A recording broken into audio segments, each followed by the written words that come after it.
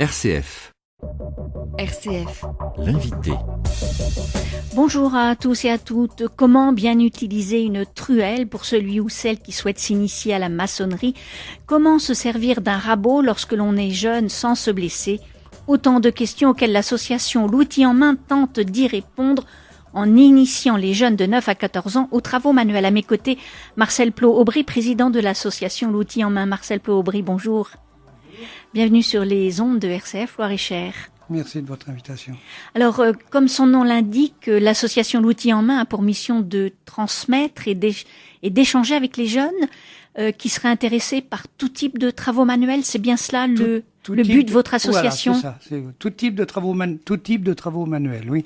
Alors, qu'est-ce que l'on trouve comme... Alors, on peut trouver aussi bien des travaux du bâtiment, des métiers de bouche, comme des métiers du côté sanitaire, si on peut dire, puisque même des prothésistes dentaires peuvent accéder à...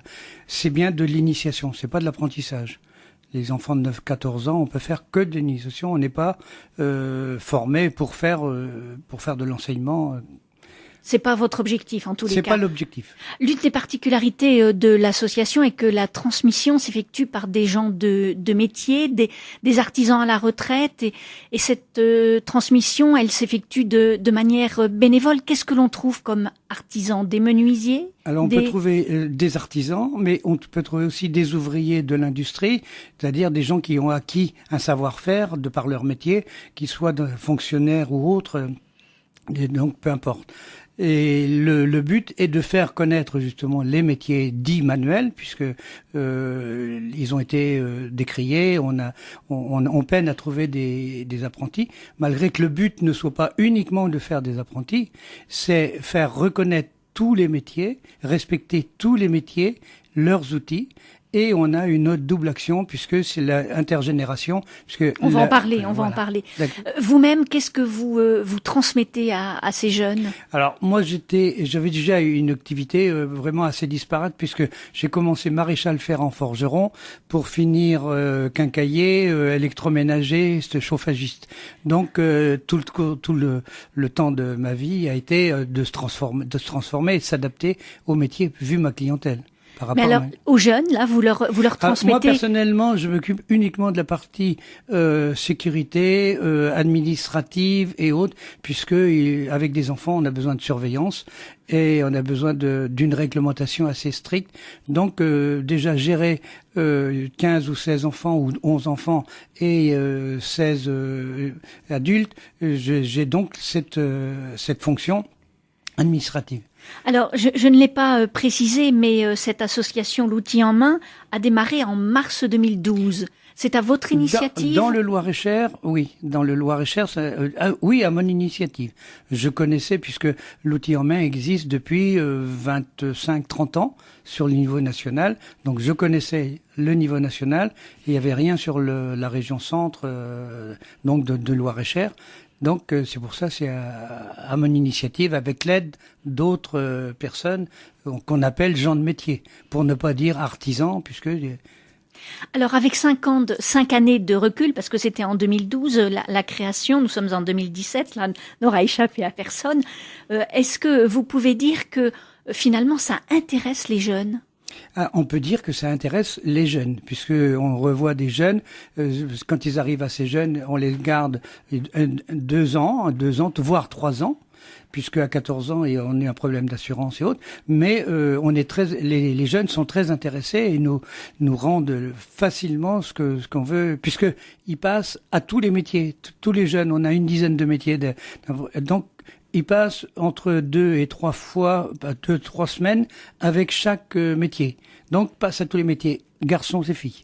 C'est-à-dire, on peut avoir des garçons au tricot aujourd'hui, ou filles à la mécanique avec un moteur. Oui, mais pourquoi pas? Pourquoi pas? Au contraire. Au contraire, c'est bien. Éveiller les jeunes, que ce soit garçons, filles, je trouve ça très bien. Oui. Vous l'avez soulevé tout à l'heure, ces ateliers sont intergénérationnels. Ils permettent la rencontre entre des jeunes et des retraités. Comment se passe justement cette transmission?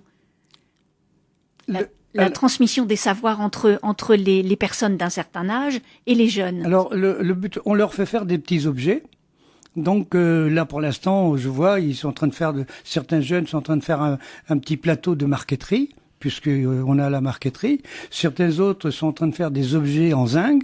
Donc il y a la coupe de la tôle de zinc, le pliage, les soudures, le vernissage, si on peut dire.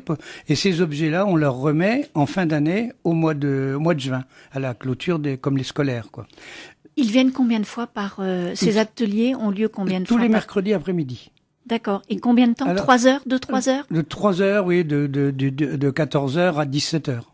Oui, parce qu'il faut avoir quand même du temps pour pouvoir voilà. fabriquer. Et puis il y a le temps de pause et puis le goûter, puisque on a un atelier cuisine, l'atelier cuisine pâtisserie, donc on fait la pâtisserie et c'est réparti. Après chacun, gens de métier et enfants peuvent prendre un petit goûter ensemble. Prennent le goûter ensemble. Oui. Et ça permet de discuter peut-être. Et ça permet justement de l'échange entre enfants et adultes. Donc ça se passe très bien, quoi. Au contraire.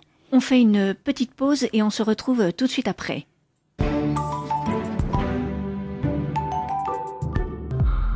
Les grands événements passés ont façonné le monde et nos sociétés. Dans Les Racines du présent, Frédéric Mounier et ses invités traitent un sujet d'actualité en remontant à ses origines. Sur quelques mois ou plusieurs siècles, ils retracent les faits marquants et leurs incidences dans notre quotidien. Les Racines du présent, c'est chaque samedi à midi. RCF. L'invité. Nous parlons de l'association L'Outil en main avec son président Marcel Plot-Aubry. Donc, Marcel Plot-Aubry, en général, quels sont les jeunes qui viennent frapper à votre porte pour effectuer ces travaux manuels? Est-ce que, alors vous nous l'avez dit tout à l'heure, il y a autant de filles que de garçons. Qu'est-ce qui les incite à venir frapper à votre porte? J'ai l'impression que c'est surtout les parents qui orientent un petit peu les enfants, puisque on passe par les écoles primaires souvent pour distribuer des tracts pour faire connaître, et certains parents justement sont préparent les enfants pour les empêcher d'avoir toujours cette tablette et toujours ce téléphone en main. Je crois qu'il y a les deux. Puis après, l'enfant prend goût à créer cet objet. Il découvre justement qu'il peut faire un objet de ses mains. Les grands-parents sont émerveillés par ce qui est fait. Et c'est vrai que là, les enfants reviennent très très facilement. Combien sont-ils actuellement à bénéficier de vos précieux conseils? Alors aujourd'hui, cette année, là j'en ai 11, mais on est monté à 18. Et je pense que ce qu'on a souffert l'année dernière des horaires scolaires. Et alors donc les enfants, puisque c'est des enfants qui sont depuis presque Vendôme, Chaille de l'autre côté de Blois, Suèvre, donc ça fait des parcours pour les parents. Et quand ils reviennent de trop tard de l'école, eh bien déjà il y avait un manque. Alors, je n'ai pas spécifié où se trouve la structure, l'outil en main. Pour l'instant, elle se trouve à Marolles, à côté de Blois. Donc on est à 4-5 kilomètres de Blois. Et on est dans l'ancienne école, à côté du secrétariat. Et monsieur le maire, enfin le conseil municipal nous loge, nous chauffe, nous donne l'eau, l'électricité. Donc on est logé gratuitement par la commune. Alors, dans un souci davantage vous développer, vous êtes à la recherche d'un bâtiment ou de locaux parce que là actuellement vous êtes dans 117 mètres carrés et c'est trop petit. Oui, quand on voit 15 ateliers différents dans 117 mètres carrés, alors chacun a sa petite place, mais d'ailleurs on se frôle en permanence pour bouger. C'est pas les meilleures conditions pour même inspirer les enfants vers des métiers, puisque là ça ressemble à de l'artisanat vraiment archaïque d'il y a 50 ans ou plus. Donc je voudrais de l'espace, comme certains départements en ont, et c'est vrai que j'ai du mal à trouver cet espace. Et vers où exactement? Plus vers le nord, le sud, ça peu importe? Je pense que d'abord sur Blois, parce que ça pourrait déjà on toucherait beaucoup plus d'enfants. J'avais essayé sur sur ruisseau, j'avais essayé, mais j'ai pas de côté particulier parce que dès l'instant qu'on aura des ateliers, je pense qu'on pourra décider des gens de métier, qu'ils soient anciens artisans ou autres. Je pense que en expliquant ce que l'on fait, surtout avec le manque d'apprentis que l'on a, avec le manque d'ouvriers qualifiés que l'on a dans ces périodes, on aurait, je pense qu'on aurait de une clientèle assez vite. Alors, lorsqu'ils apprennent à réaliser un travail, ces jeunes, j'imagine qu'ils sont heureux non seulement d'avoir participé à ces ateliers, mais également de l'avoir réalisé. Mais est-ce que cela ne leur permet-il pas de gagner en confiance ? Ça gagne en confiance pour eux, puisqu'on voit peut-être un peu plus que les premières années, des enfants qui sont avec des petites difficultés, et on leur donne confiance justement on leur donne la preuve qu'ils peuvent réaliser quelque chose. Ils prennent conscience aussi de la valeur d'un objet, puisque le temps de réaliser, c'est pas comme quand on l'achète immédiatement. Donc les enfants sont très intéressés. Et puis nous, on leur dit, par exemple, pour faire tailleur de pierre, faut apprendre l'histoire un peu.